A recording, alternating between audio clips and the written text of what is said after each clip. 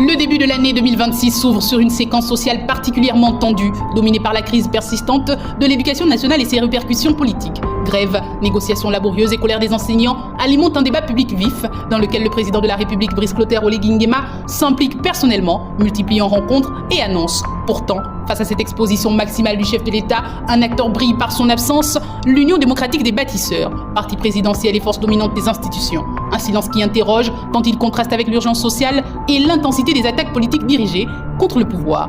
Alors que les militants attendent un soutien politique structuré, l'UDB semble se retrancher dans une réserve incompréhensible. Aucun communiqué d'envergure, aucune sortie médiatique coordonnée pour défendre les choix gouvernementaux ou contextualiser l'action présidentielle dans la gestion de la crise actuelle. Le parti n'a pas non plus mis en valeur les efforts engagés par le chef de l'État auprès des syndicats de l'éducation et de la santé, laissant ainsi le terrain du débat à une opposition particulièrement offensive. Cette posture fragilise le président, exposé seul aux critiques, et révèle un déficit manifeste de stratégie politique et communicationnelle au sein du parti censé être son premier rempart.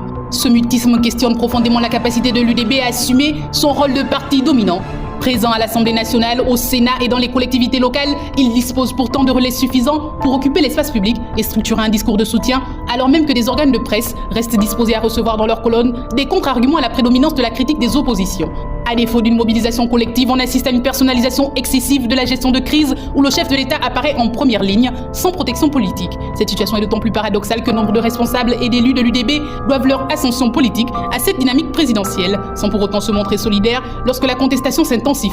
A l'inverse, certains partis ont su exploiter ce vide, à l'instar du Parti démocratique gabonais qui s'est positionné clairement sur la crise éducative. Sa secrétaire générale, Angélique Ngoma, a publiquement défendu l'action de Caméliane Tountoum Leclerc, ministre de l'Éducation nationale et cadre du parti, affichant une cohérence et une discipline politique que l'UDB peine à démontrer. Cette attitude tranche avec celle du parti présidentiel et renforce l'image d'une opposition plus audible, voire plus structurée sur les enjeux sociaux majeurs. Dans ce contexte, les critiques se multiplient sans véritable contradiction, de Alain-Claude Bilibinze à Mike Dioktan, en passant par Benoît Mutinzamba ou Jean-Rémy Yama. Les voix opposées au pouvoir occupent l'espace médiatique et contestent ouvertement la gestion des crises sociales par le chef de l'État. Face à cette offensive, l'UDB reste étrangement invisible, laissant s'installer un déséquilibre du débat public. Ce silence, loin d'être neutre, nourrit l'idée d'un parti dépassé par les enjeux, incapable de protéger politiquement son leader et de défendre un projet collectif à la hauteur des attentes sociales. Ce que vous venez de voir, c'est juste la pointe de l'iceberg. African News, c'est la chaîne qui dit ce que tout le monde a peur de dire. On se retrouve très vite pour la suite, parce que l'Afrique mérite la vérité.